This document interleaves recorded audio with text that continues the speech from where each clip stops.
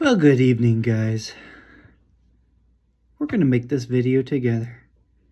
Don't mind my kids in the background if you end up hearing them. A little past bedtime, so a little tired and cranky. But Thursday, I think it was Thursday. Maybe it was Wednesday. We finally got to talk to genetics about what's going on.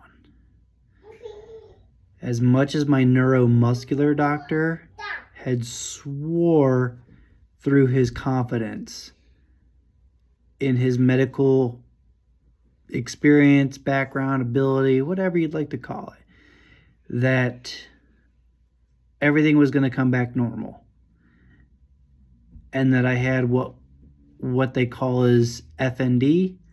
The old term is considered as conversion disorder, but it's functional neurological disorder. And essentially what that is it is a rare brain disorder.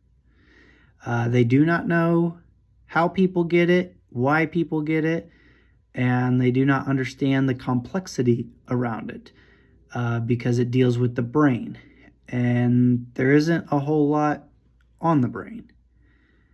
But essentially what that is the signals and communication with your brain to the rest of your neurological system and your nervous system does not properly work. And so it causes a lot of misfires, we'll say. Those misfires can look and mimic major medical issues like MS, seizures, strokes, heart attacks, paralysis, things along that nature. Okay, so that call discovered that we don't have that. We originally thought that was a good thing, till we started doing a little bit of research into what they told me that I had. And that would be called POLG mitochondrial mutation disorder. And everybody might be asking, what the heck is that? Good question. So basically what that is actually we'll start at the basics. So in order to even get it, both your parents have to carry the mutation. And the mutation usually forms or happens due to the mother. And if it forms, you usually get it with the next child that you conceive. And so somewhere along the way, that math seemed to work out in my favor, where both my parents carried the mutation, and that mutation came off from my mother and went into my genes, my cells, things like that. Mitochondria. You guys might be thinking like, oh, hey, I know that word. Well, you're right. You probably do. Because mitochondria is known as the powerhouse cell of pretty much everything. Our human body, plants, animals, you name it, it's got mitochondria in it. And mitochondria is the cell that converts all of food, oxygen, sunlight, all that stuff. It converts it all down into energy that helps us grow, develop, our systems function properly, things like that. Now, with it being mutated, your body uses the mitochondria cell, and that mitochondria cell converts about 90% of the food, the oxygen you breathe, and the sunlight you take in, and it converts about 90% of that into energy. When it is mutated, it no longer does that. And so where most people are running at like 90%, mine would be running at about 10%. And so because my mitochondria is not breaking down the minerals, the nutrients, we'll say the atoms and things like that in the oxygen and stuff like that, because my body is not properly able to break that down and convert it into energy that would go into my body. Oh, this camera's shaky with this table. Into my body and into all my systems. Systems would be like your brain, your kidney, liver, heart, lungs, like all that kind of stuff. So essentially over time, usually starts as a child, but sometimes it doesn't appear or happen then, and it doesn't appear until like mid to late adulthood. That seems to have happened in my case. And from that moment on, your body just starts lacking and suffering because your body is no longer converting energy properly.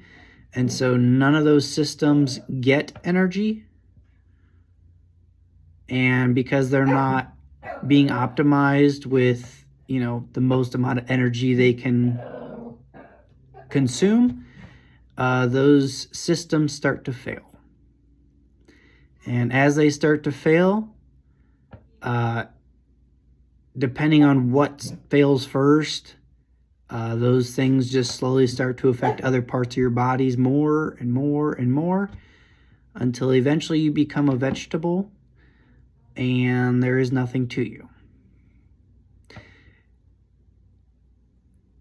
Now, I will have to say, take most of what I'm saying with a grain of salt, because this was just research from a Polgy Foundation research website, and so I'm assuming it's legit, since you can take donations and stuff, so you have to go through different hoops to make it happen. So I'm assuming the information's correct, but we find out Tuesday more on what it is, how life's going to be affected, and things like that.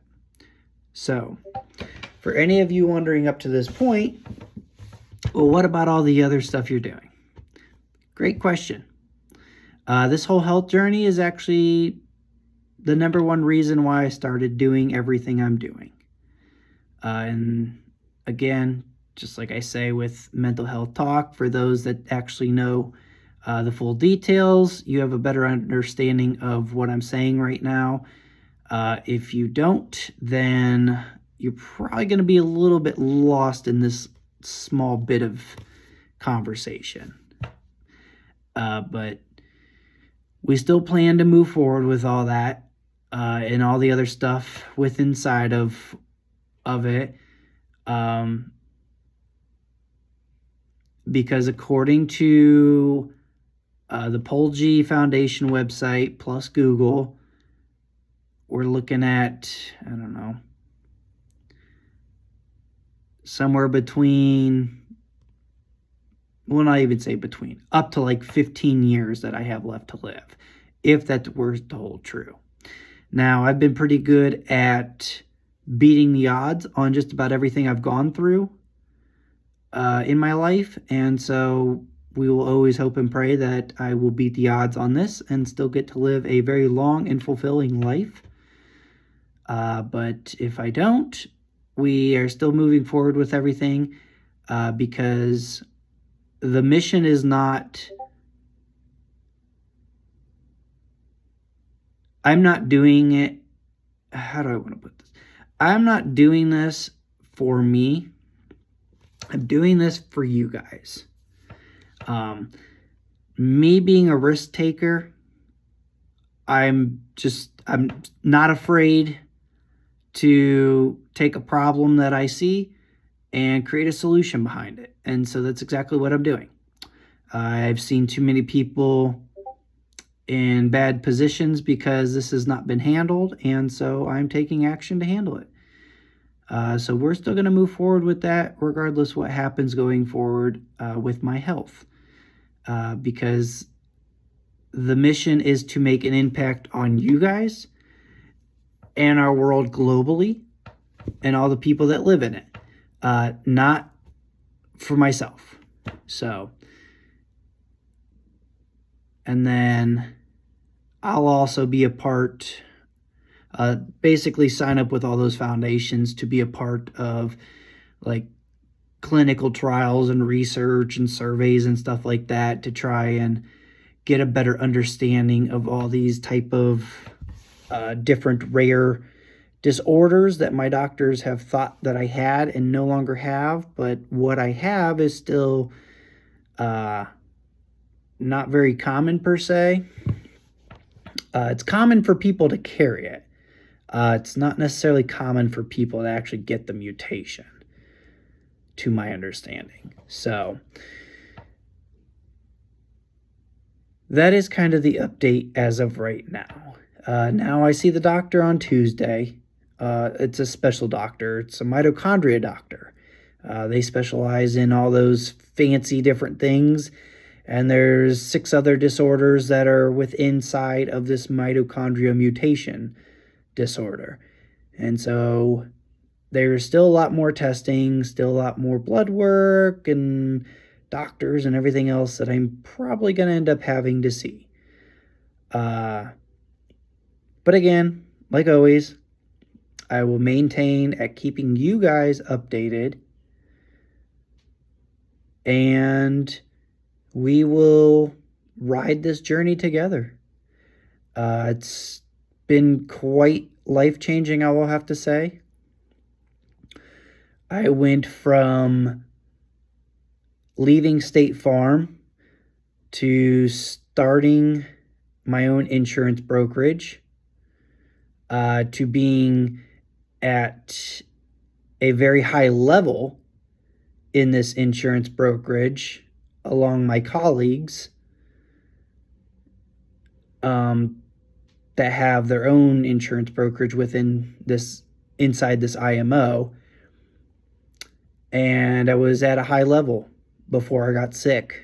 And then my life at that point got flipped completely upside down. And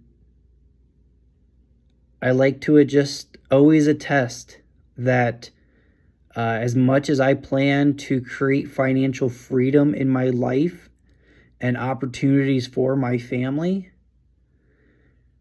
there is no amount of money on this planet that is going to change my health situation. And so at the end of the day, money should never be your number one priority. Doesn't matter how old you are. We do life insurance and we work with people who think they're invincible because they're mid-20s, mid-30s. And then they get into a car accident or something, and then, they lose their life, their family's left behind, and you just never can predict the unknown. So that's quite the example in my own life. I try and tell my clients all the time that I'm going through a crazy journey. I never actually know if they believe me or not, just because they probably see me as a salesman, and obviously I'm not. I mean, I am to an extent, but if you knew the process of the business, you'd understand. But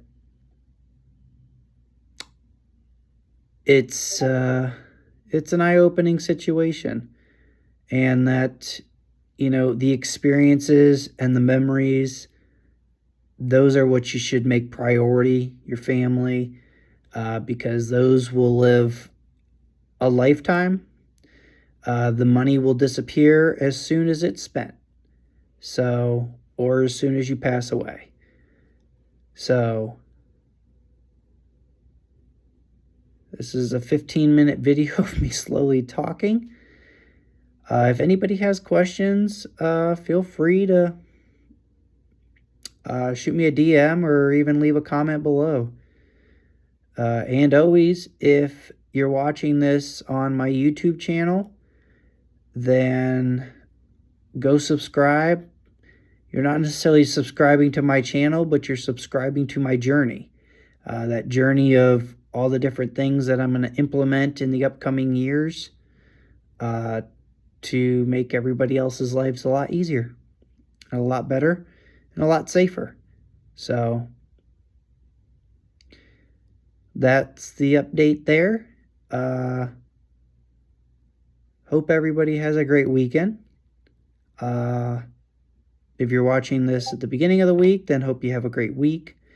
And as always, God bless, stay strong, stay beautiful, and I'll catch you on the next one.